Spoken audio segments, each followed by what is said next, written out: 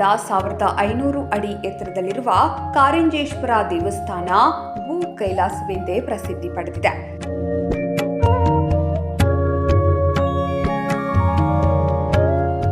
ನಾಲ್ಕು ಯುಗಗಳಲ್ಲಿ ವಿವಿಧ ಹೆಸರುಗಳಿಂದ ಈ ಕ್ಷೇತ್ರ ಪ್ರತೀತಿಯನ್ನು ಹೊಂದಿದೆ. ಈಗಿನ ಕಾರಿಂಜ ಬೆಟ್ಟ ಕೃತಯುಗದಲ್ಲಿ ರೌದ್ರಗಿರಿ, ತ್ರೇತಾಯುಗದಲ್ಲಿ ಗಜೇಂದ್ರಗಿರಿ, ದ್ವಾಪರದಲ್ಲಿ ಭೀಮಶೈಲವೆಂದು ಕರೆಯುತ್ತಿದ್ದರೆಂಬ ಐತಿಹ್ಯವಿದೆ.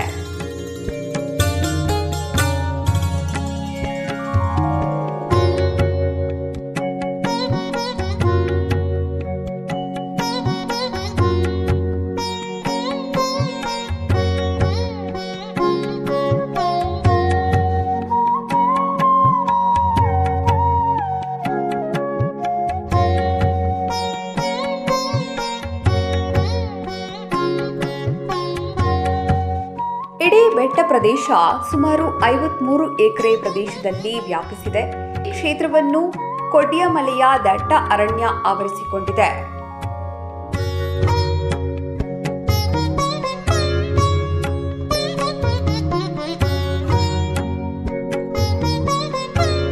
ಕಾರಿಂಜ ಬೆಟ್ಟವು ದೂರದಿಂದ ವೀಕ್ಷಿಸಿದಾಗ ಏಕಶಿಲಾ ಬೆಟ್ಟದಂತೆ ಭಾಸವಾಗುತ್ತದೆ.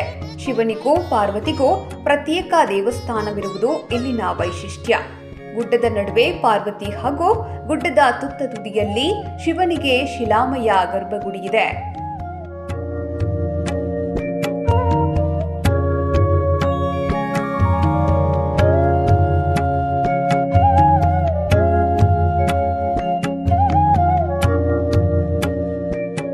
ಬೆಟ್ಟದ ತುದಿಯ ಶಿವ ದೇವಸ್ಥಾನದಿಂದ 4 ದಿಕ್ಕಿನಲ್ಲಿ ಹಚ್ಚ ಹಸಿರು ದೃಶ್ಯ ವೈಭವ ಕಾಣಬಹುದು. ಇಲ್ಲಿಂದ ಕೆಳಗಿನ ಬೃಹತ್ ಶಿಲಾ ಬೆಟ್ಟದತ್ತ ಕೂಗಿಕೊಂಡರೆ ಸ್ಪಷ್ಟ ಪ್ರತಿಧ್ವನಿ ನೀಡುವ ಪ್ರತಿಧ್ವನಿ ಕಲ್ಲು ಇದೆ. ಸತ್ಯ ಪ್ರಮಾಣ ಮಾಡುತ್ತಿದ್ದ ಸೀತಾದೇವಿ ಪ್ರಮಾಣ ಕಲ್ಲು ಇದೆ. ವಾನರರಿಗೆ ಆಹಾರ ನೀಡುವ ಪ್ರಾಚೀನ ಪದ್ಧತಿಯನ್ನು ದೇವಾಲಯದ ಒಳಗೆ ಇಂದಿಗೂ ಅನುಸರಿಸಲಾಗುತ್ತಿದೆ.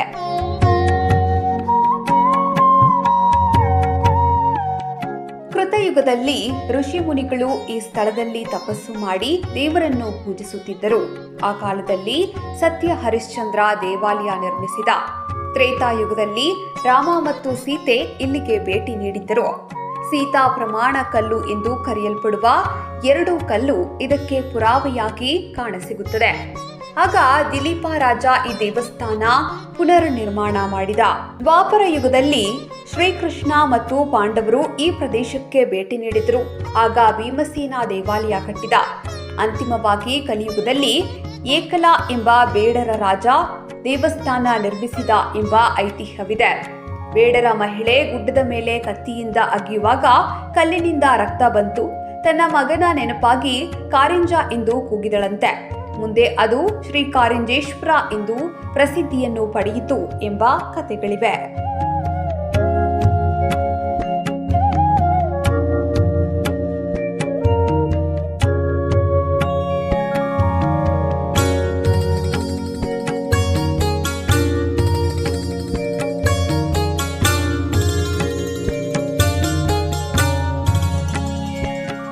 ದ್ವಾಪರ ಯುಗದಲ್ಲಿ ಪಾಂಡವರು ಇಲ್ಲಿಗೆ ಬಂದಾಗ ಭೀಮನು ತನ್ನ ಗದೆಯನ್ನು ನೆಲದ ಮೇಲೆ ಎಸೆದನು ಮತ್ತು ಅಲ್ಲಿ ಒಂದು ಕೊಳವು ರೂಪುಗೊಂಡಿತು ಎಂದು ನಂಬಲಾಗಿದೆ. ಈ ಕೊಳವನ್ನು ಗದಾತೀರ್ಥ ಎಂದು ಕರೆಯಲಾಗುತ್ತದೆ. ಇದಲ್ಲದೆ ಭೀಮನ ಹೆಬ್ಬೆರಳಿನಿಂದ ಉಂಗುಷ್ಟ ತೀರ್ಥ ರಚಿಸಲ್ಪಟ್ಟಿತು ಮತ್ತು ಅವನು ನೆಲದ ಮೇಲೆ ಮಂಡಿಯೂರಿದಾಗ ಜನುತೀರ್ಥ ಎಂಬ ಮತ್ತೊಂದು ಕೊಳವನ್ನು ರಚಿಸಲ್ಪಟ್ಟಿತು. ಹಂದಿಕೆರೆ ಹೆಸರಿನ ಮತ್ತೊಂದು ಕೊಳವನ್ನು ಇಲ್ಲಿ ಕಾಣಬಹುದು. ಮಹಾನ್ ಯೋಧ ಅರ್ಜುನನು ಹಂದಿಗೆ ಬಾಣ ಹೊಡೆದಾಗ ಇದು ರೂಪುಗೊಂಡಿದೆ ಎಂದು ನಂಬಲಾಗಿದೆ. ವರ್ಷದ ಎಲ್ಲಾ ದಿನ ಬೆಟ್ಟದ ತುದಿಯಲ್ಲಿರುವ ಈ ಕೆರೆಗಳಲ್ಲಿ ನೀರು ಬತ್ತದಿರುವುದು ವಿಶೇಷ.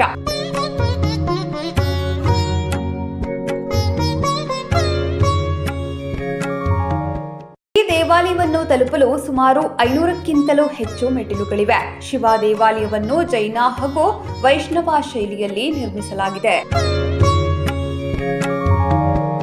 ಪಾರ್ವತಿ ದರ್ಶನದ ನಂತರ ತೀರಾ ಕಡಿದಾದ ಸುಸಜ್ಜಿತ ಮೆಟ್ಟಿಲುಗಳನ್ನು ಹತ್ತಿ ಹೋದರೆ ಅಲ್ಲಿ ಉಕ್ಕಡದ ಬಾಗಿಲು ಕಾಣಸಿಗುತ್ತದೆ. ಇದು ಕಲ್ಲಿನಿಂದ ಮಾಡಿದ ದ್ವಾರವಾಗಿದ್ದು ಅಲ್ಲಿಂದ ಮುಂದಕ್ಕೆ ಬಂಡೆ ಹಾಗೂ ಕುರುಚಲು ಮರಗಿಡಗಳ ನಡುವೆ ಸುಮಾರು 300 ಮೆಟ್ಟಿಲುಗಳನ್ನು ಹತ್ತುತ್ತಾ ಸಾಗಿದರೆ ಬೆಟ್ಟದ ತುದಿಯಲ್ಲಿದೆ ಶಿವ ದೇವಸ್ಥಾನ. ಶ್ರೀ ಕಾರಿಂಜೇಶ್ವರ ದೇವಸ್ಥಾನದಲ್ಲಿ ಶಿವರಾತ್ರಿ ಒಂದು ಪ್ರಮುಖ ಹಬ್ಬವಾಗಿದೆ. ಶಿವರಾತ್ರಿ ದಿನದಂದು ದಿನಪೂರ್ತಿ ಪೂಜೆಗಳನ್ನು ನಡೆಸಲಾಗುತ್ತದೆ. ಹಬ್ಬವನ್ನು 4 ದಿನಗಳವರೆಗೆ ಆಚರಿಸಲಾಗುತ್ತದೆ. 2ನೇ ದಿನ ಗುಡ್ಡದ ಮೇಲಿನಿಂದ ಶಿವನ ವಿಗ್ರಹವನ್ನು ಪಾರ್ವತಿಯ ದೇವಾಲಯಕ್ಕೆ ತರುವ ಮೂಲಕ ಶಿವ ಪಾರ್ವತಿಯರ ಭೇಟಿ ನಡೆಯುತ್ತದೆ. 3ನೇ ದಿನ ರಥೋತ್ಸವ ನಡೆಯುತ್ತದೆ.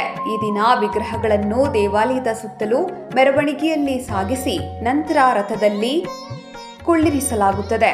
ಮತ್ತೆ 4ನೇ ದಿನ ಶಿವನ ವಿಗ್ರಹವನ್ನು ಪಾರ್ವತಿ ದೇವಿಯಲ್ಲಿಗೆ ಕೊಂಡೊಯ್ಯಲಾಗುತ್ತದೆ. ಪೌರಾಣಿಕ ಹಿನ್ನೆಲೆಯ ಪ್ರಕಾರ ಶಿವನು ಪಾರ್ವತಿ ದೇವಿಯ ಸಂಗವನ್ನು ಬಯಸಿ ಬೆಟ್ಟದಿಂದ ಕೆಳಗೆ ಇಳಿದು ಬರುತ್ತಾನೆ. ಆದರೆ ಕೆಳಗೆ ಬಂದು ತಲುಪಿದಾಗ ಪಾರ್ವತಿಯು ಋತುಮತಿಯಾಗಿರುವುದನ್ನು ತಿಳಿದು ವೇಗವಾಗಿಯೇ ಕಡಿದಾದ ಬೆಟ್ಟವನ್ನು ಏರುತ್ತಾನೆ. ಹೀಗಾಗಿ ಇಂದಿಗೂ ಕೂಡ ಉತ್ಸವದ ಸಮಯದಲ್ಲಿ ಅರ್ಚಕರು ಶಿವನ ವಿಗ್ರಹವನ್ನು ಕೆಳಗೆ ತಂದು ಅಷ್ಟೇ ವೇಗವಾಗಿ ಓಡಿಕೊಂಡು ಬೆಟ್ಟವನ್ನು ಏರುತ್ತಾರೆ.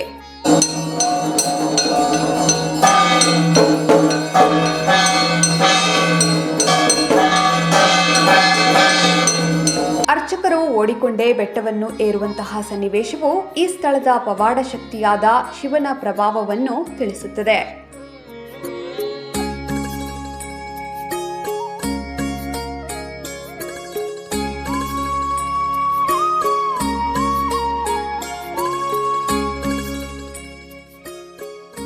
ದಕ್ಷಿಣ ಕನ್ನಡ ಜಿಲ್ಲೆಯ ಬಂಟ್ವಾಳ ತಾಲೂಕಿನ ಕಾವಳ ಮೂಡೂರು ಗ್ರಾಮದಲ್ಲಿರುವ ಕಾರಿಂಜ ಬೆಟ್ಟದ ಕಾರಿಂಜೇಶ್ವರ ದೇವಸ್ಥಾನ ಹಳೆಯ ಶೈಲಿಯಲ್ಲಿಯೇ ಇದೆ. ಬೆಟ್ಟಕ್ಕೆ ತಾಗಿಕೊಂಡೇ ಮರಿಪಾದೆ, ಪಿಲಿಪಾದೆಗಳೆಂಬ 2 ಬಂಡೆಗಳು ಇವೆ. ಇದು ಪ್ರವಾಸಿಗರ ಆಕರ್ಷಣೀಯ ತಾಣ.